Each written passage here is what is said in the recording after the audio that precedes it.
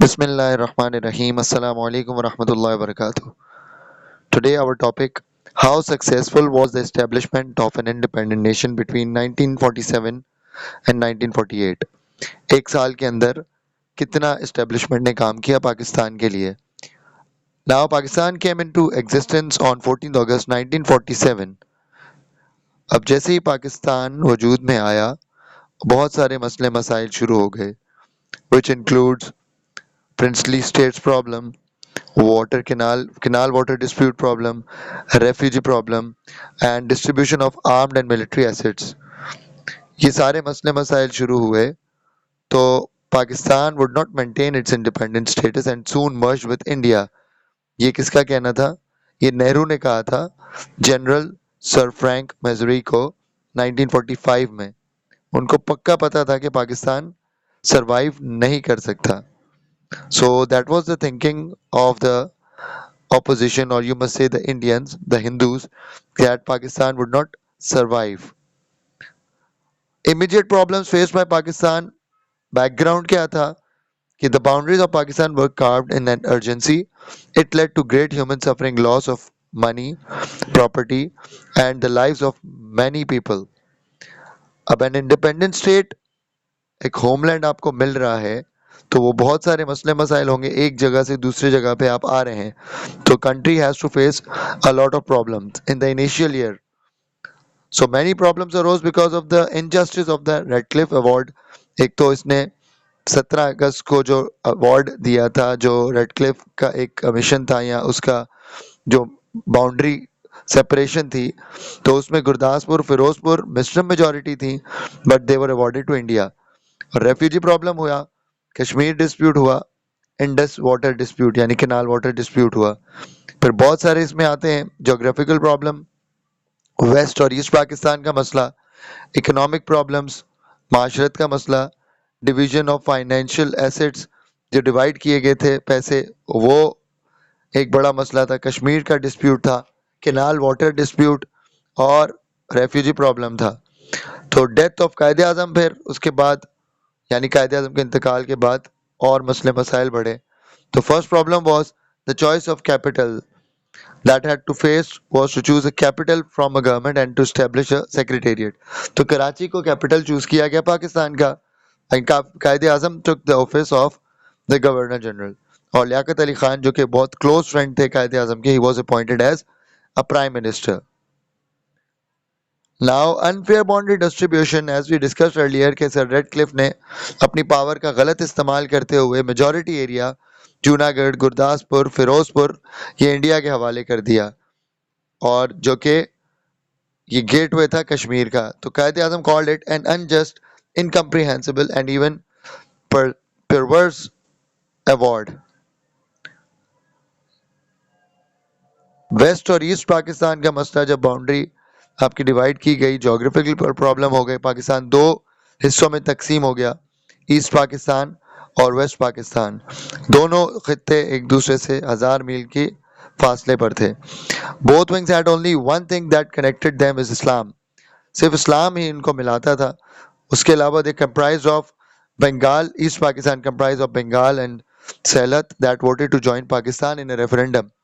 Waste Pakistan के अंदर we have west Punjab, NWFP, Sindh and Balochistan. और princely state also joined Pakistan, Bahawalpur, Swat, Dir, Chitral, Hunza, Gilgit और अम्ब. ये मैप के अंदर if you can see easily the distribution, east Pakistan and west Pakistan. Political problem inherited government buildings. Pakistan had none of these. India had official members of the Indian National Congress with political experience to take over the government. In Pakistan, the Constituent Assembly members were mostly wealthy landlords with little political experience. सारे जो पढ़े लिखे लोग थे कांग्रेस के, वो political जो बंदे थे वो कहाँ पर चले गए? हिंदुस्तान के अंदर. और हमारे पास यहाँ पे लैंडलॉर्ड किस्म के लोग थे, जो वडेरा किस्म के लोग थे, उनको पॉलिटिकल एक्सपीरियंस नहीं था, जो अब तक वडेरा सिस्टम चलता हुआ आ रहा है. तो geographical distance between his east and Pakistan make Pakistan difficult to govern as one country. जाहिर सी बात है, अब इतना फासला उसको एक कंट्री रहकर गुजारा करना या उसको संभालना मुश्किल था. तो when Pakistan came into existence, economic problem हुई और Pakistan mostly consisted of economically backward and underdeveloped areas. Agriculture system was obsolete and outdated, which added to the economic backwardness of the areas forming part of Pakistan. सारे पुराने system इनको दिए गए, industrialisation भी इतनी कम थी, और before partition Pakistan produce 70% of the world's crop, but partition के बाद did not have a single jute mill. और पार्टीशन से पहले the money India had was equal to 4000 million rupees, लेकिन वो bank and other financial institution were located in Indian territory, तो सारा पैसा भी उधर गया। Beside these factors, the technical experts and laborers who operated the industries were all Hindus because the Muslims extremely lagged behind in education and financial capabilities. ये मसला कि पाकिस्तान के अंदर जो मुसलमान थे वो पढ़े लिखे भी ज़्यादा नहीं थे और इन चीज़ों से वाकिफ़ भी नहीं थे, तो सारी चीज़ें किसको मिल गई? हिंदुस्तान को मिल गई। तो that was an economic problem of Pakistan. और फिर एसेट्स की तकसीम क्या हुई? 10% of industrial enterprise, 6.5% of industrial workers, 5% of electrical capacity and 10% of mineral deposits. Financial asset कि Pakistan will get 750 million rupees मिलने थे पाकिस्तान को, and Pakistan only got 200 million, and the remaining 550 million were withheld on the plea. The money was Pakistan's rightful share. India deliberately withheld it because they hoped that Pakistan would become bankrupt. Pakistan in the ratio 17 to India and 5 to Pakistan. They feared that if all the funds were given to Pakistan, the country will initiate a war for Kashmir with this money. अब उनको यही डर था कि अगर सारा पैसा पाकिस्तान को दे दिया गया तो कश्मीर को हासिल करने के लिए जंग कर लेगी पाकिस्तान। लेकिन गांधी ने 500 मिलियन डॉलर उनको दे दिए और 50 मिलियन फिर रह गए, और ये अभी तक पाकिस्तान को इसका पूरा हिस्सा नहीं मिला। सोशल प्रॉब्लम क्या थी? डिफरेंट रीजन्स थे पाकिस्तान के, पख्तून, पंजाबी, सिंधी, बलोच, और इनकी डिफरेंट लैंग्वेज थी, कल्चर था, they have different lifestyle. And in 1947, the Balochis and Bengalis became uncertain about becoming a part of Pakistan, where the official language will be Urdu, a language that was unknown to them. ये एक बड़ा मसला बलोची और बंगालियों के लिए कि भाई Urdu national language क्यों हो। तो बाज तारीखान लिख कहते थे कि ये 5 ग्रुपिंग के अंदर डिवाइड किया गया नेशन को, और कायदे आज़म का जो नजरिया था वो ये कहते थे कि हम कौम हैं, we are not divided into culture, tradition और lifestyle, we are a nation. तो Quaid-e Azam toward various areas of Pakistan and he advise the people to stay united as a nation upon the ideology of Pakistan and not to discriminate against each other on grounds of race, caste, color और culture। ये कायदे आज़म का कहना था कि अपने cast और इसके ऊपर अपने आप के अंदर इख्तिलाफ ना करो। However, the social issue hindered the unity amongst the people and Pakistan couldn't progress। और ये अब तक चलता हुआ आ रहा है। मैं बलोची हूँ, पंजाबी हूँ, सिंधी हूँ, महाजिर हूँ, जो हमारे इस्लाम और शरीयत और दीन और आप अलैहिस्सलाम की टीचिंग्स के भी खिलाफ है। Before partition there were around 462 princely states, or Lord Mountbatten gave these states the right to join either Pakistan or India. Many states based on their location and religion accepted reality and made a straightaway choice. However, there were 4 states, Kashmir, Hyderabad, Jodhpur and Junagadh, that wanted to become fully autonomous and didn't want to join either of the countries. ये चाहते थे हमें एक अलग खित्ता दिया जाए, हम किसी के साथ ज्वाइन करना नहीं चाहते। Hyderabad largest princely state and the richest, इसके अंदर around 86% of non-Muslims, but the ruler was Nizam, was a Muslim. Lord Mountbatten and the Indian government pressurized Nizam to join India. Nizam also failed and complained in the UN, but even before the hearing, Indian troops entered Hyderabad and captured it. मुस्लिम majority कम थी, लेकिन निज़ाम कौन था? Ruler मुस्लिम था। इसकी तरह जूनागढ़ हिंदू पॉपुलेशन थी, रूलर और मुस्लिम नवाब, but wanted to be the part of Pakistan. Troops were sent and Junagadh was captured by India. Jodhpur, most of the population were Hindu और ruler Muslim था, और माउंटबेटन ने ज्वाइन करा दिया हिंदुस्तान के साथ। सबसे Most important dispute was the Kashmir dispute, and still unsolved problem had the great strategic importance, and its boundaries touch with Tibet, China, Russia, and Afghanistan. 85% Muslim population, but the ruler was a Hindu. पीछे आपने देखा the ruler was Muslim, but the population was Hindu, but they have given to India. अब यहाँ पे हमारे साथ नाइंसाफी. Mountbatten asked him to drop this practice and come to the decision before 15th August. लेकिन इन्होंने फिर भी इसको डिस्प्यूटेड रखा और अब तक ये डिस्प्यूटेड है.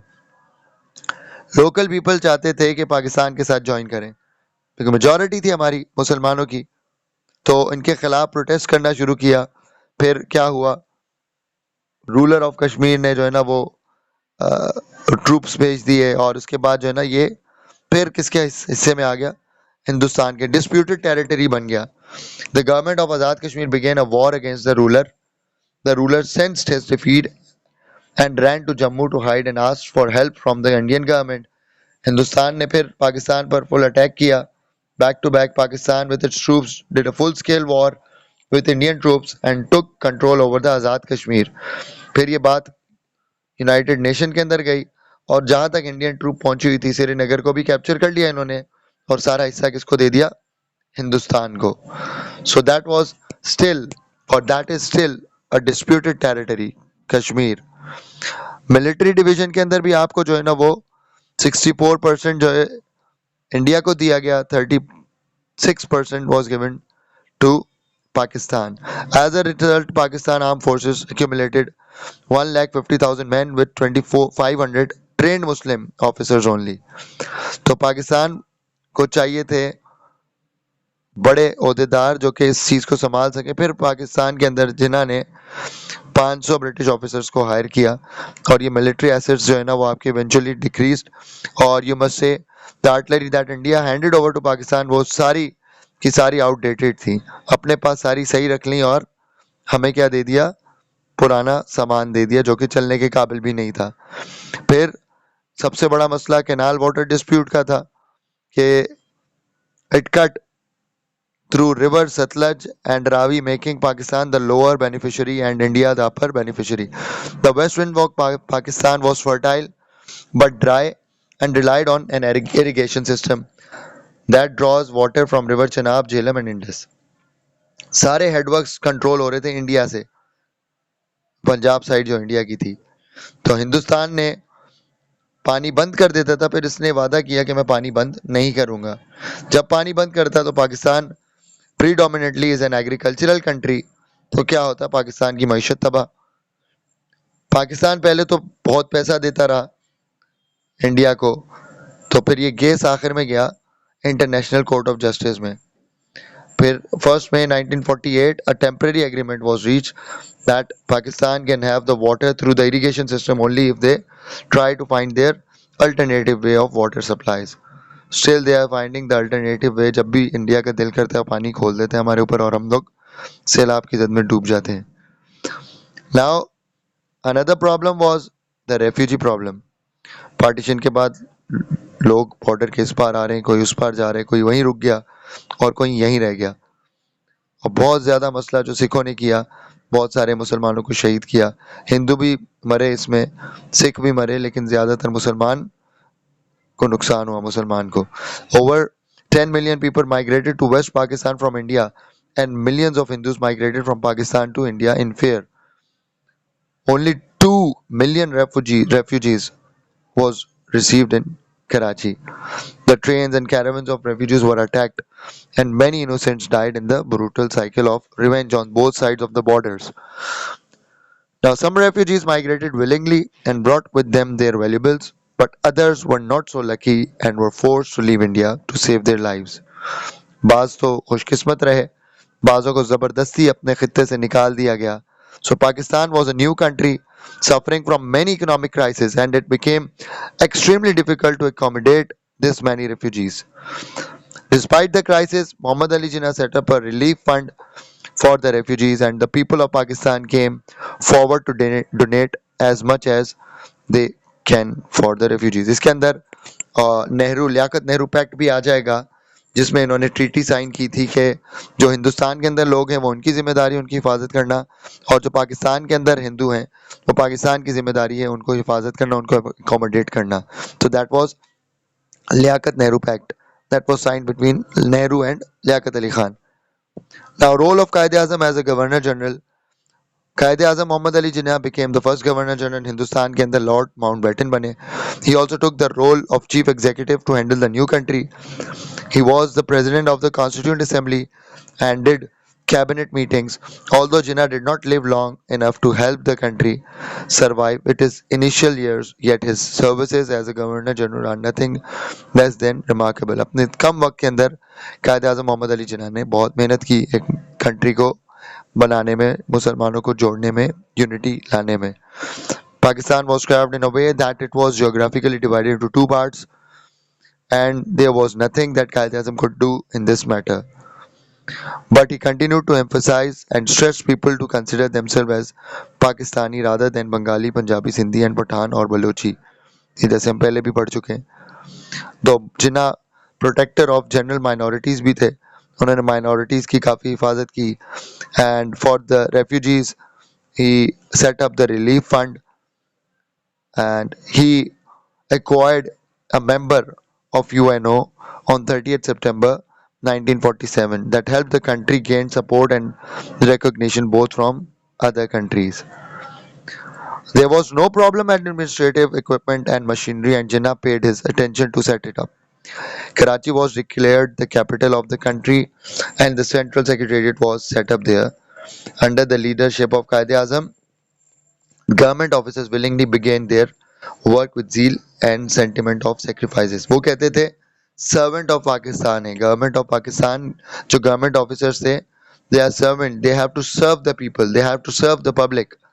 लेकिन आज क्या हो रहा है? बिल्कुल इसके बरक्स चल रहा है. Understanding the urgency and need for the constitution for the new country, Jinnah set up a constituent assembly. Liaquat Ali Khan को प्राइम मिनिस्टर बनाया गया और जिन्ना ने पहली जो है ना कॉन्स्टिट्यूंट असेंबली को सेटअप किया, फेडरल कोड बनाया, जुडिशियल स्ट्रक्चर को कंप्लीट किया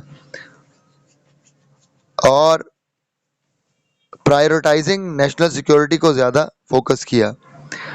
इंडिया के पाकिस्तान पुअर क्वालिटी आर्टिलरी हमने पीछे पढ़ा, सब आउटडेटेड चीज़ें भेजी. 4000 ट्रेन मिलिट्री ऑफिसर्स की कमी थी.